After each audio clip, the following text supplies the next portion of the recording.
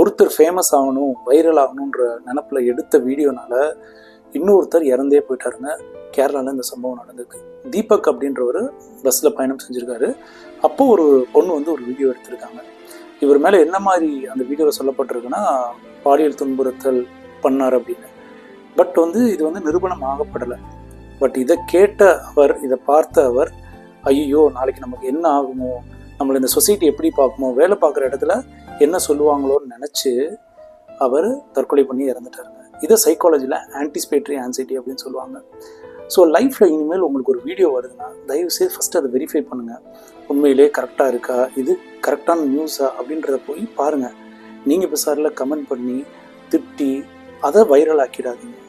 பார்த்தீங்களா, இன்றைக்கி ஒருத்தரோட உயிரே போயிடுச்சு. கண்டிப்பாக உங்கள் கருத்தை கமெண்ட் பாக்ஸில் மென்ஷன் பண்ணுங்கள். இந்த வீடியோ பிடிச்சிருந்துச்சுன்னா மற்றவங்களுக்கு ஷேர் பண்ணுங்கள்.